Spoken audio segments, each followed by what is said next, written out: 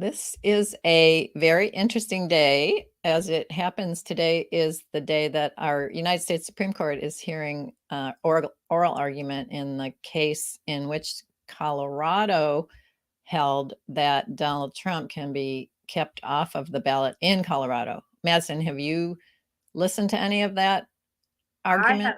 I have not. Was it interesting? It was interesting. I didn't listen to all of it, and it's a charged issue, so that's all I'm going to say here on this podcast. Except I am also going to say that I sure am glad that the hearing ended before we went live today. I'm definitely curious to see how fast the Supreme Court can make decisions. Oh yeah, it seems like that's not going to be a June decision. They're going to be a little quicker. That will be interesting. Okay. Hello, everyone. This is Absolute Trust Talk, our live streaming February 8th, 2024 version. And I'm Kirsten Howe, here with Madison Gunn with Absolute Trust Counsel. And we are very glad to have you here today. Madison, in our firm, we have a small handful, I think, of pieces of advice that we feel we can't say enough. We can't write enough blog posts. We can't stream enough. We can't put enough on social media. We're just constantly repeating this same bit of advice over and over because it's so important. And the one we're going to talk about today is keeping your estate plan up to date. And we say it like we're like evangelists about it. We're constantly talking about it, but we are constantly finding people who fail to do that. And so this is just one more effort in that realm. And here, what we're focusing on in particular is, I'm just going to call it the dreaded AB trust. Madison, why don't you kind of walk us through sort of the background on these types of trusts? Yeah. So an AB trust is generally, in a nutshell, when the first spouse dies, the trust has to split into two according to some formula that the trust says. And now you have an irrevocable trust and a revocable trust. So one that can't be changed and one that the survivor can change. And there's all kinds of work and detail that go into that we're not going to go into because every trust is different and everybody writes their trust differently. But the big reasons why people set their trusts up like that is usually twofold. It's either because they're a blended family and they want to make sure that, surviving spouse doesn't cut out any stepchildren. But the biggest reason we see that is that for estate tax purposes. Back when the estate tax exemption was really low and there was no portability for unused exemption, having your home would put you, owning a home in the Bay Area would put you over the edge. So they would set it up that way so that they could avoid estate taxes. They didn't want to have a widow have to pay a tax bill. So that was the biggest reason why that was set up that way. Yeah, and that was very, very common that a married couple would have a joint trust, and the trust would say, when the first spouse dies, we're going to divide the trust assets into two trusts. One is the trust for the deceased spouse. One is the trust for the surviving spouse. And the surviving spouse still has access to all of it, but the surviving spouse can't change the deceased spouse's half. And that was very, very common. And the goal was to eliminate estate tax by using up both spouses' estate tax exemption amount. That's the way we had to structure it in order to use both spouses' estate tax exemption amount. So I'm going to just give an example of what I'm talking about, because this is all kind of abstract. So let's say in 2012, the estate tax exemption was $5.12 million. You don't really need to memorize that. Let's just say $5 million. And so per person. Yeah. So if we had a married couple in 2012 with a joint estate worth $6 million, $6 million, if husband dies, their trust would say Now we're going to take his 3 million, because it's half of the 6. We're going to take his 3 million. That's less than the exemption amount, so that's great. No tax. We're going to put his half into what's called a bypass trust, a credit shelter trust, an exemption trust. They all mean the same thing. We call it a B trust for today. We put his into the B trust, and then when the wife dies, her half, also $3 million, is also less than the exemption amount. So no tax on her death. And so that's how that worked really nicely to a degree. If the goal is to avoid paying any more taxes than you have to pay. Well, so that's great. The ungreat thing about it is, it costs a lot of money. It takes a lot of time to do that splitting. So the surviving spouse is paying to split the trust into 2 trusts. And surviving spouse has now an irrevocable trust. And what happens with that? It has to pay its own taxes or file its own taxes every year, which is an additional expense, and that's not a tax return that you can do on TurboTax, or that even all CPAs will do. So it's a specialized tax return. I mean, and also good luck finding the CPA. That's a whole other problem. Topic. But yeah, it's annual administrative costs. That's a big one. And then also, there's other tax issues. You might have saved estate taxes, but there's going to be other taxes possibly for your beneficiaries because of what's in that bypass trust. Right. Okay. So that was the standard. We did that in 2012 and earlier. And then in 2013, what happened? In 2013, they gave us what's called portability, which means you could file an estate tax return even if you didn't need to. So like typically you only have to file an estate tax return if the estate is more than the exemption amount. But now you don't need to, but you can optionally, so that you can use your deceased spouse's unused exemption. So do you have an example queued up? So I don't walk all over that. Okay. Yeah, we can go back to that same example. If that same couple, we look at them in 2013 after we have portability, and now they're going to update their trust so that it says when one spouse dies, we leave everything to the other spouse. We aren't putting anything into a bypass trust. It's just going to stay where it is, and the surviving spouse has control of it. So what that means in my example where we had a $6 million estate, the surviving spouse's estate is now $6 million. And if she dies, that's more than the $5 million exemption. She's in a situation where she would have to pay estate tax, or her estate would have to pay estate tax. However, when her husband died, he didn't use any of his $5 million because he left everything to his wife. That doesn't count for estate tax purposes. What you leave to your spouse doesn't count. Yeah, the unlimited marital deduction. So he left everything to his wife. He didn't use any of his $5 million. She can now later, when she dies, years later, she can use his unused $5 million, add it to her, whatever it is, $5 million. So she has $10 million. And so if she dies with $6 million, she's fine. No estate tax. Now, because of this law in 2013, which we, informally call portability, we don't need that bypass trust in order to use both spouses' exemption. It's a gift from the United States Congress and IRS.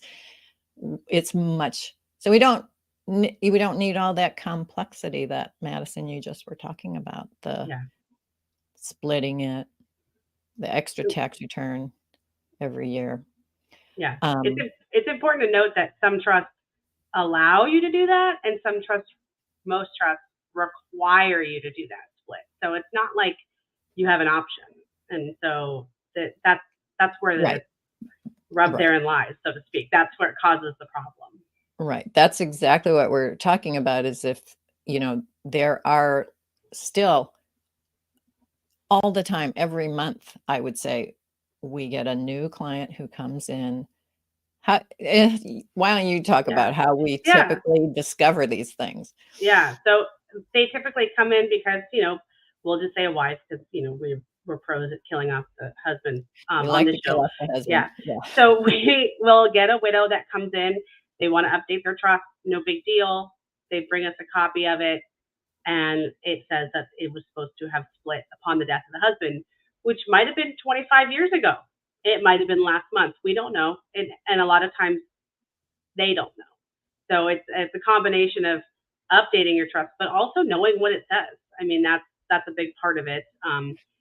I would imagine, and this is before my time, but I would imagine back when the estate tax exemption was very low, that wasn't even a conversation that attorneys had with their clients. That's just how it was. So they don't even know that that's what their trust says. Yeah, and that is very, very often the case, that once we discover this and we sit down and read the trust, and then we explain it to our widow client, they're surprised. I Yeah. had no idea that's what it said. I didn't know I was supposed to do all of that. Yeah. And it's not, neither one of us like having to break bad news, in a meeting like that. Which, who cares if we're uncomfortable? It doesn't matter. I'm just Yeah. pointing. Yeah, she's just But no pointing out one wants to we get don't that like either. that. Yeah. We have to do it, and we do it, but it's unpleasant for us as well as for our client who didn't know this. Okay, so we discover this all the time. Client wants to update her estate plan, and we have to say, well, basically you have two choices. Madison, you want to talk about that? Yeah. So you can split it. You can split the trust and do it the way it was supposed to be done on the spouse's death. And that can be a little bit difficult because you have to go back in time and look at what the assets were as best you can at that time. Yeah, especially if the first spouse died 10, 15, 20 years ago. Yeah. Yeah. That can be a little more challenging. Yeah. And then you have to have that ongoing trust and, trust tax return and all that fun stuff. And that's a big conversation. It's a project, right?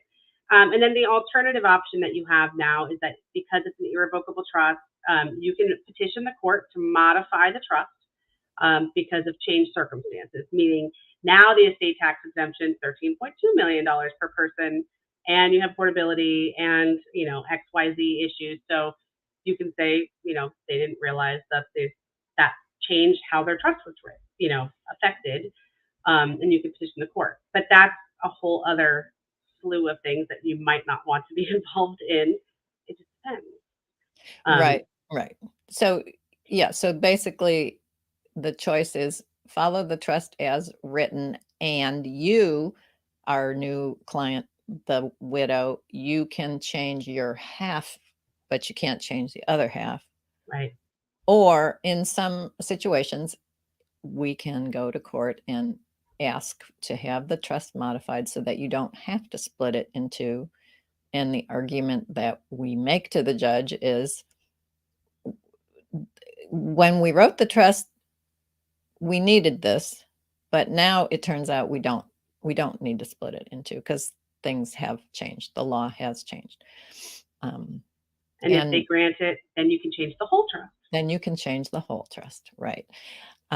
So, and generally speaking, that petition is going to be less expensive than splitting the trust and retitling all the assets, and that ongoing obligation to file tax returns every year. There's a couple of other advantages to doing the petition in an appropriate case. Yeah. And that's typically, a capital gains tax issue, meaning anything that goes into that bypass trust does not get the second step up in basis on the surviving spouse's death. So the kids would end up with a tax bill, not the widow, but they probably don't want their kids to have a tax bill either. Yeah. I mean, it's the whole point of doing the trust and the estate plan. Right. Exactly.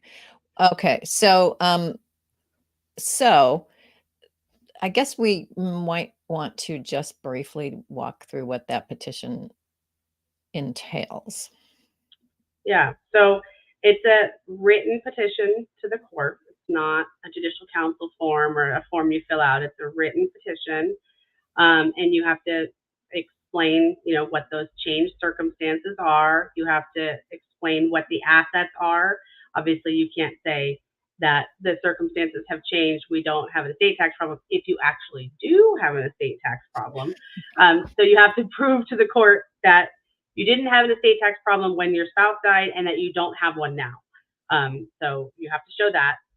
And then you also have to notify all the beneficiaries in the trust. So they get copies of the trust, they get copies of the petition, they have a chance to object to the court if they want to. And the probate court's pretty lenient. They can just show up at the hearing and object verbally. They don't have to have something submitted in writing in advance necessarily for the judge to allow the objection to go through. They'll eventually have to do that, but you're not going to know ahead of the hearing.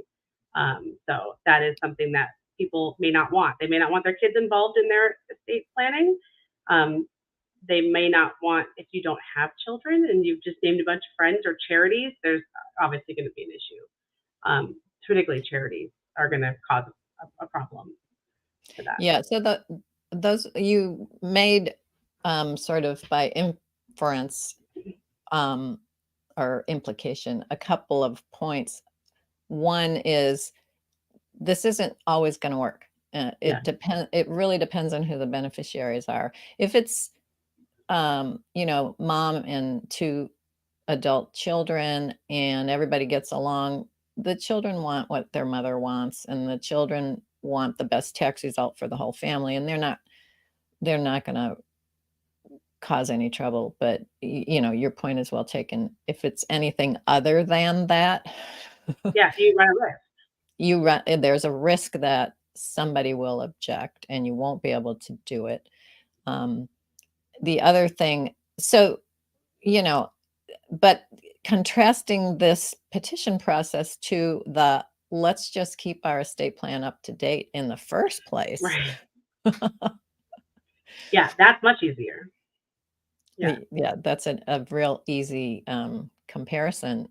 So first and foremost, you should be able to have the estate plan that you want.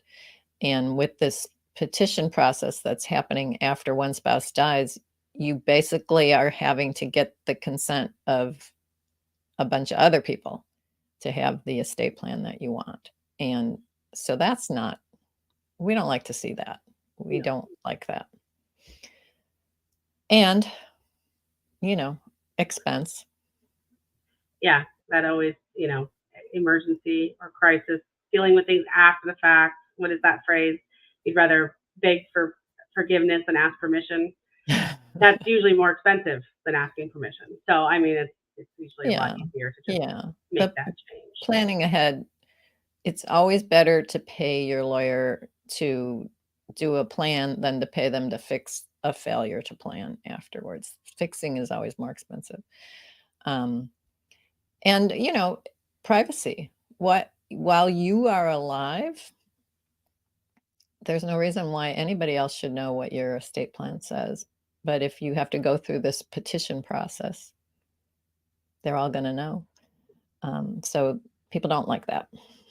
Not to say we don't think you shouldn't talk to your kids about your estate plan, because we don't want to mix that up and misconstrue that. But that doesn't mean they're entitled to know everything either. Talking to them about expectations is different than saying, "Here's a copy. Do you approve?" Right. Yeah. And asking their permission. Yeah.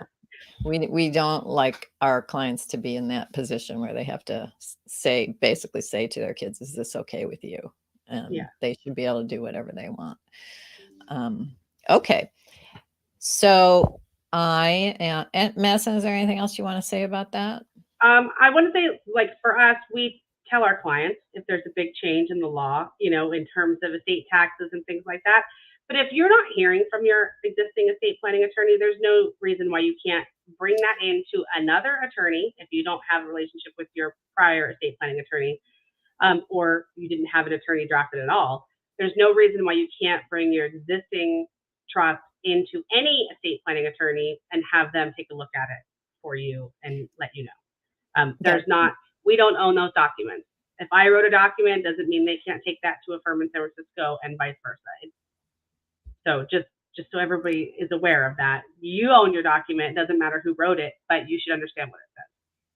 That's a really good point. I do sometimes get that question. Well, what do I do? Do I have to tell the other attorney that I'm working with you now? No, you don't. Yeah, They're your documents. Work with whoever you like. Yeah, it's transactional. It's not, you don't typically have someone on retainer to update your will or trust. So you don't have to fire anybody. Most people don't. Yeah. Okay. And as Madison said, this is a point that we make constantly, so valuable to everyone involved if you keep your estate plan up to date. And this is a big one. We still see it all the time, even though it's been over 10 years since that law changed. We're still seeing it, and we're going to probably see it for the next 20 years until all of those trusts age out. And unless somehow our message gets spread far and wide and people act. It goes viral. Okay, so I'm going to turn to questions from our viewing audience. Let me just scroll all the way to the top so I'm sure I don't miss anybody. Okay. Question. Oh, there's a new one at the bottom, but I'll ask this one. Can you still do a petition for modification if the first spouse died 10 years ago? So that's a specific number, but we can answer that question. Yeah, you can. I mean, we would call that, colloquially, we call that a stale, trust administration, but you can absolutely still do it 10 years later or 20 years later, as we've seen. So we've done it all the years.